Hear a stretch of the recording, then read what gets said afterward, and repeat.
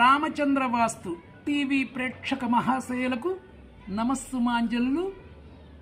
నా పేరు రామచంద్ర సిద్ధాంతి, నెల్లూరు. భారతదేశము వాస్తు ఆవశ్యకతను గురించి తెలియచేసుకుందాం. భారతదేశానికి వాస్తు లేదు. ఎందుకంటే ఉత్తరమున హిమాలయ పర్వతాలు ఉన్నాయి, ఎత్తుగా కొండలు, అది వాస్తు లోపం. దక్షిణమున హిందూ మహాసముద్రం ఉన్నది, అది పల్లమైపోయింది, ఇది కూడా వాస్తు లోపమే. పడమర వైపున అరేబియా మహాసముద్రం ఉన్నది, ఇది వాస్తు లోపమే. ఉన్నది ఒకే ఒకటి, తూర్పున బంగాళాఖాతం. ఇది మన భారతదేశానికి పేరు ప్రఖ్యాతులు తీసుకొని వచ్చిపెట్టినటువంటి మన భారతదేశంలో వీర నారీమణులు, శౌర్యధనులు, ఎందరో మహానుభావులు, మహాతల్లులు ఆవిర్భవించినటువంటి రత్న గర్భ ఈ భారతదేశం. ఈ భారతదేశంలో ఎందరెందరో వీర నారీమణులు, శౌర్యధనులకు జన్మనిచ్చినటువంటి మన భారతదేశము హారతి కర్పూరం వలె వెలుగునిచ్చి అచిరకాలంలోనే ఆవిరైపోయినారు. ప్రపంచ దేశాలలో కల్లా ఒక్క భారతదేశంలోనే ఋషులు ఉన్నారు. ఇక ఏ దేశాలలో ఋషులు లేరు. తదుపరి మన భారతదేశం నుంచి ఇతర దేశాలకు వెళ్ళి ఋషులు అక్కడ తయారయ్యారు. మొట్టమొదట ఉన్నది ఒక్క భారతదేశమే. ఈ భారతదేశం నుంచి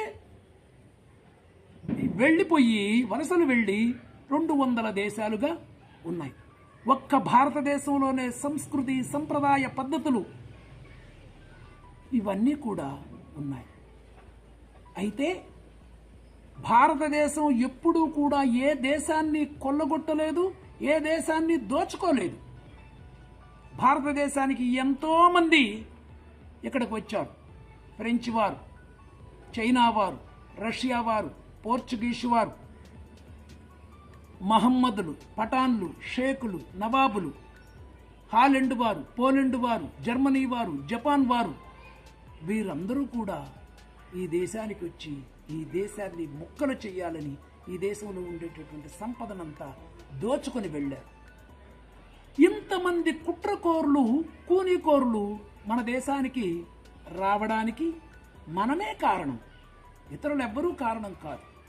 కాబట్టి భారతదేశానికి వాస్తు సరిలేదు. కాబట్టి ఏ ఇంటికి ఆ ఇల్లు, ఏ గృహానికి ఆ గృహము వాస్తుకు అనుగుణంగా మలుచుకొని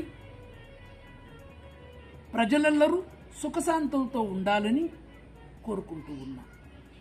ఈ వాస్తు అనేటటువంటి శాస్త్రాన్ని నమ్మకం కలగాలంటే ఆ అద్దె ఇళ్లల్లో ఉండే వాళ్ళకు బాగా తెలుస్తుంది. ఎందుకంటే ఒక ఇంటిలో ఉండేటప్పుడు సుఖ సౌఖ్యాలు, ధనధాన్యాదాలు అన్నీ కూడా వస్తాయి. మరొక ఇంటిలోకి వెళ్ళినప్పుడు అవన్నీ సిరి సంపదలన్నీ మాయమైపోతాయి. కాబట్టి భారతదేశానికి వాస్తు సరిలేదు. కావున ఏ గృహానికి ఆ గృహము వాస్తుకి అనుగుణంగా మలుచుకొని అందరూ సుఖశాంతులతో ఉండాలని కోరుకుంటూ ఉన్నాం. ప్రపంచ దేశాలన్నిటిలోకెల్లా ఒక్క భారతదేశంలోనే స్త్రీకి గౌరవం. మనకు భారతదేశంలో ఉండేటటువంటి అమ్మ స్త్రీమూర్తి అందంగా బొట్టు పెట్టుకొని, చీరను ధరించుకొని, ముఖానికి పసుపు పూసుకొని, చేతి నిండా గాజులు వేసుకొని, తలలో పువ్వులు పెట్టుకొని ఆ తల్లిని చూస్తే చేతులెత్తి నమస్కరించాలి అనిపించేటటువంటి సంప్రదాయము, స్థితి మన భారతదేశంలో ఉండేటటువంటి స్త్రీలకు మాత్రమే ఉన్నది. ఈ సంప్రదాయాన్ని ఇతర దేశాలన్నీ అనుసరించి అనుకరిస్తున్నాయి. కాబట్టి రామచంద్ర వాస్తు టీవీ వీక్షిస్తున్న ప్రేక్షక దేవుళ్లకు నమస్సుమాంజలు. సర్వం శ్రీ పార్వతీ పరమేశ్వర లక్ష్మీనారాయణ స్వామి దేవతార్పణమస్తు.